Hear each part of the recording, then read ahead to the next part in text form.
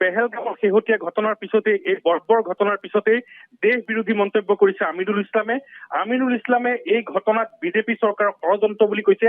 পুলৱামাৰ ঘটনাও একেটা চক্ৰ জড়িত আছে বুলি কৈছে। এই একেটা চক্ৰই পুলৱামাৰ ঘটনাৰ দৰেই এই যি শেহতীয়া পেহেলগামৰ ঘটনা সেই ঘটনা সংঘটিত কৰা বুলি আমিনুল ইছলামে এক দেশ বিৰোধী মন্তব্য আগবঢ়াইছে।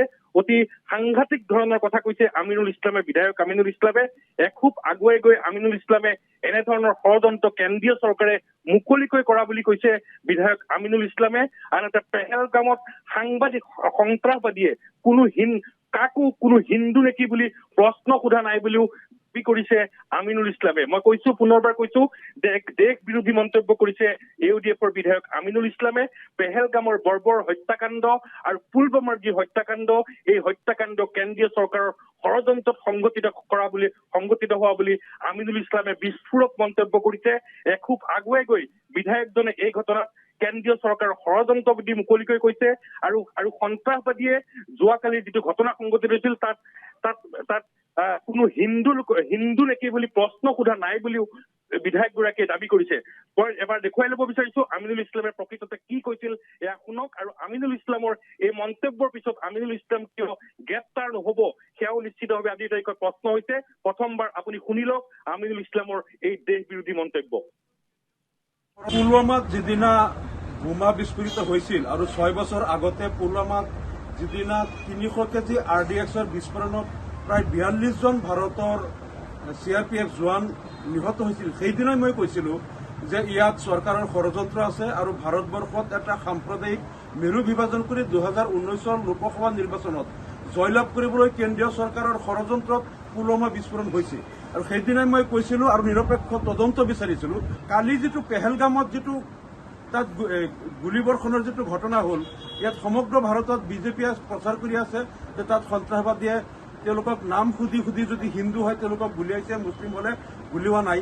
কিন্তু তাৰ যিসকল ভুক্তভোগী তেওঁলোকে আকৌ যিটো বক্তব্য দিছে ইয়াত কোনো কাকো নাম সোধা নাই, আন্ধাৰৰ পৰা তেওঁলোকে গোপনে গুলীবৰ্ষণ কৰিছে। আমাৰ সন্দেহ পুলৱামাত যিটো চক্ৰই 300 কেজি RDX লৈ সেইদিনা বোমা বিস্ফোৰণ কৰি 42 জন CRPF জোৱানক শ্বহীদ কৰিছিল, কালিৰ ঘটনাটো সেই চক্ৰটোৱে কৰিছে।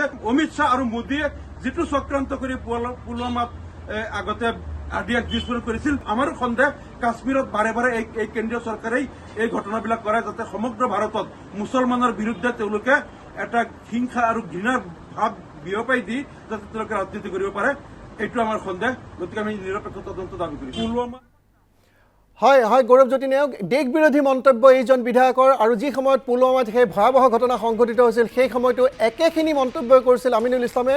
আৰু কেৱল এয়াই নহয়, বিভিন্ন সময়ত আমিনুল ইছলামে দেশ বিৰোধী মন্তব্য কৰি আছিল।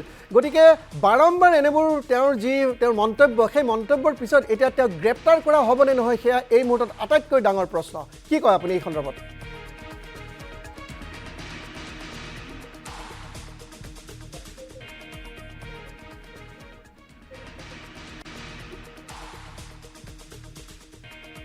দেশ বিৰোধী মন্তব্য কৰিছে আমিনুল ইছলামে, যি সময়ত সমগ্ৰ বিশ্বই এই ঘটনাক গৰিহণা দিছে তেনে সময়ত আমিনুল ইছলামে সন্ত্ৰাসবাদীৰ পক্ষ লোৱা যেনে অনুভৱ হৈছে। কাৰণ আমিনুল ইছলামে মুকলিকৈ কৈছে যে এয়া কেন্দ্ৰীয় চৰকাৰৰ ষড়যন্ত্ৰ, সন্ত্ৰাসবাদীয়ে কোনো ধৰ্ম চাই ধৰ্মৰ কথা নুসুধি পেলাই গুলিওৱা বুলি কৈছে, আন্ধাৰৰ পৰা সন্ত্ৰাসবাদীয়ে গুলিওৱা বুলি কৈছে। গতিকে এয়া দাবী কৰিছে আমিনুল ইছলামে। মুঠৰ ওপৰত এক সাংঘাতিক ধৰণৰ দেশ বিৰোধী মন্তব্য কৰিছে। পুলৱামাৰ ঘটনা টানি আনিছে। পুলৱামাৰ ঘটনাও কেন্দ্ৰীয় চৰকাৰৰ ষড়যন্ত্ৰতেই এই ঘটনা হোৱা বুলি কৈছিল। শেহতীয়া পেহেলগামৰ ঘটনাও কেন্দ্ৰীয় চৰকাৰৰ ষড়যন্ত্ৰত হোৱা বুলি আমিনুল ইছলামে দাবী কৰিছে। গতিকে নিশ্চিতভাৱে এনেধৰণৰ যি দেশ বিৰোধী মন্তব্য কৰিছে আমিনুল হুছেইনে, ইয়াৰ প্ৰত্যুত্তৰত চৰকাৰে কেনেধৰণৰ ব্যৱস্থা লয়, তেওঁ কিয় গ্ৰেপ্তাৰ নহব, এনেধৰণৰ সন্ত্ৰাসবাদক প্ৰশ্ৰয় দিয়াৰ বাবে কিয় তেওঁ গ্ৰেপ্তাৰ নহব, সেই আজিৰ তাৰিখত নিশ্চিতভাৱে অতি ডাঙৰ প্ৰশ্ন হৈ পৰিছে। বনদীপ। হয় গৌৰৱজ্যোতি নেওগ, আপোনাক ধন্যবাদ জনাইছোঁ।